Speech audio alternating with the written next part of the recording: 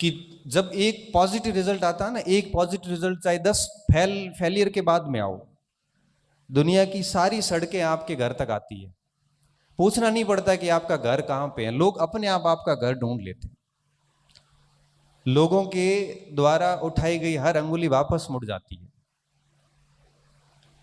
इसलिए कहते हैं कि काम हमें ऐसा करना है, बस किसी को कुछ बताना नहीं है, किसी को कुछ कहना नहीं है। मैं हमेशा कहता हूं कि बिल्कुल ये प्रदर्शन नहीं होना चाहिए कि मैं तैयारी कर रहा हूं, मैं क्या कर रहा हूं। आप यहां पे रहिए, सूरतगढ़ी रहिए, 5-7 का ग्रुप बना के रहिए, और मेहनत ऐसी कि जान निकल जाए, और रात को 12-1 बजे तक पढ़ते पढ़ते ऐसी स्थिति आ जाए कि यहां पे सीने पे रखी हुई किताब पड़ी रहे और आंखें बंद होने लगे कि भाई मेरे से इससे अधिक हो नहीं सकती। उस दिन आपको लगेगा, उस दिन लगेगा कि आप वाकई में मेहनत कर रहे हैं। देखो, मनुष्य की प्रवृत्ति होती है, जिस दिन आपका दिन खराब होगा ना, जिस दिन भी, उस रात को आपको अंदर से फील होगा कि यार मैं कर क्या रहा हूं यहां पे। रात को ठीक से नींद भी नहीं आएगी, हो क्या रहा है, मतलब मैं आया क्या हूं यहां पे, किस लिए यहां पे आया हूं। और जिस दिन आप सुबह उठ के और रात को सोने तक पूरे दिन जबरदस्त पढ़ाई की है, मतलब आपकी क्षमता से एक कदम आगे, उस रात की नींद ही अलग होती है, उस रात का सेटिस्फेक्शन अलग होता है। और मैं कहता हूं स्टूडेंट को, आप है ना ऐसे 5 दिन करके देखिए, 5 दिन आपको एक अलग प्रकार की अनुभूति होगी। और जब कुछ नहीं हो रहा, समय खराब हो रहा, तो खुद से सवाल कर लीजिए। मैं दिल्ली में था, उसी साल की बात है, 31 का टाइम था और बच्चों ने कुछ पार्टी गई थी, तो सभी ने कहा कि पार्टी करेंगे आज, ये वो, मेरे को कहा आप भी आना, मैं भी चला गया। पार्टी में गए, वहाँ पे बैठे रहे सब ने, कोई किसी ने अपने अपने हिसाब से सभी ने पार्टी की। मैं तो मेरा ब्राह्मण आदमी और जिंदगी में कोई कुछ किया नहीं, मैंने मेरी जीवन में कभी चाय के अलावा कोई नशा नहीं किया। और दूसरा किया पढ़ाई का, जो मुझे आज भी है। आज भी गाड़ी में आता हूँ तो किताब रखता हूँ कि 2 चीजें सीख के आऊंगा, नुकसान क्या है। तो 2-2:30 बजे वहां से फ्री हुए, घर आए। घर आया तो आपको पता है कि 2-2:30 बजे सोते हैं, फिर सुबह जल्दी उठ नहीं पाते, पूरा शेड्यूल बिगड़ा। मैं बैठे रात को वापस जाता, सोचा कि यार गाँव छोड़ के बाड़मेर आया, बाड़मेर छोड़ के दिल्ली आया, क्या यही करने के लिए आया हूँ। मन में यही बातें आ रही कि कर क्या रहा हूँ, कितनी कंपटीशन है, लोग पढ़ रहे हैं और मैं इधर पार्टियां कर रहा हूँ। कितनी मुश्किल से पापा पैसे भेजते हैं, बड़ी मुश्किल से गाय का 2 किलो घी बचा के बेच के उसमें से 800-1000 रुपए आते हैं, वो बेचते हैं कि मेरा बच्चा पढ़ाई कर रहा है। उन्होंने खुद ने बाइक नहीं ली, ना साइकिल ली, वो पैदल ले आते हैं कि मेरे बच्चे को साइकिल दिला दूं ताकि वो कोचिंग और रूम का डिस्टेंस है वो जल्दी कवर कर सके। उन्होंने कई सालों से कपड़े नहीं सिलाए कि मेरा बच्चा है वो रात को नाइट पैंट और टी शर्ट में सो सके, वो रात को है वो धोती में ही सोएंगे, क्योंकि बच्चे को ठीक कपड़े दिलाने, क्योंकि मार्केट के बच्चों में देख के वो बच्चा अपने आप को कमतर फील नहीं करे। क्योंकि मार्केट के बच्चों की ड्रेसेस देखते हैं तो बच्चा वो भी लगता है उसको भी मैं भी कुछ ठीक कपड़े पहनूं।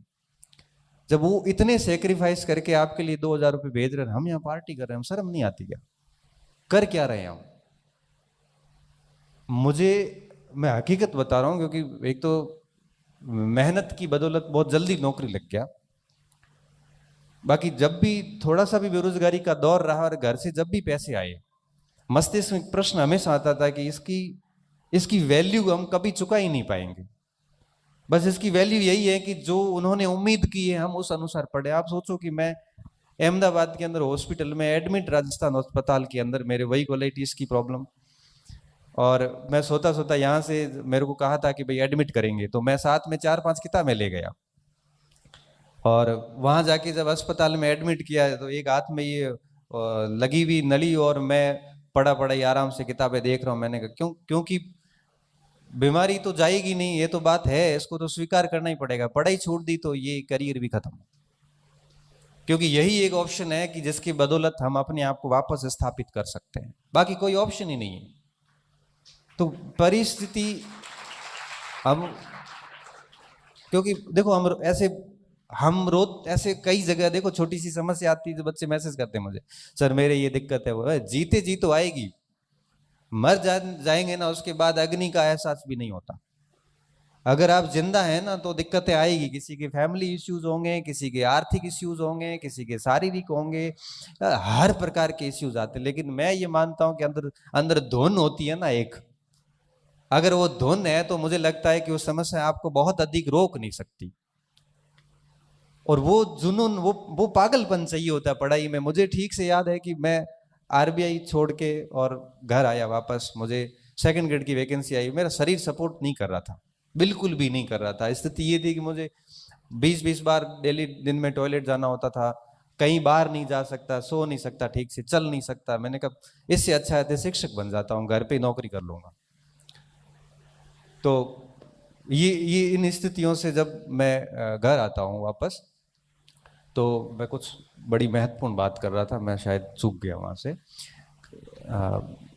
याद ही नहीं आ रही आपको देख के।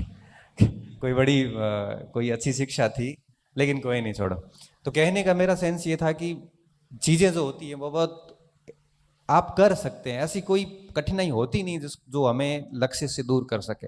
पागलपन होना बहुत जरूरी है। तो मैं कह रहा था कि मैं जब वापस घर आया ना, तो मैं जैसे ही पढ़ने बैठता, तो मेरी पढ़ाई किताबें, और मैं फोन को तो आज भी जब पढ़ता हूँ तो ये ऐसे साइलेंट करके उल्टा रखता हूँ, आज भी उल्टा रखता हूँ। कई बार बच्चे कहते सर रेस्पॉन्स नहीं दिया, मैं देता ही नहीं हूँ।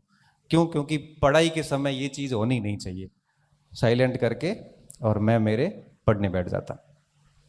पढ़ते पढ़ते पढ़ते मुझे ये याद नहीं रहता कि पढ़ रहा था, मम्मी आती की चाय पी ले या नाश्ता कर ले, 10 बज गई है, चाय नाश्ता किया फिर पढ़ने बैठ गए।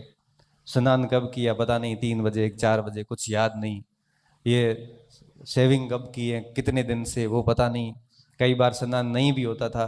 मतलब इसे पागलपन सा कहते हैं। और ये पागलपन किसी व्यक्ति में अगर 6 महीने 1 साल सवार हो जाए ना, तो बाकी सब बातें झूठ हो जाती है कि सीट कम है या फिर ये सब चीजें हैं, वो कुछ भी नहीं है। मैं ये कहता हूं कि आपके अंदर पढ़ाई का वो पागलपन होना बहुत जरूरी है। वो रोग कब आता है? जब आप शांति से पढ़ाई करते हैं, दिखावा नहीं करते। ये चीजें चलती है।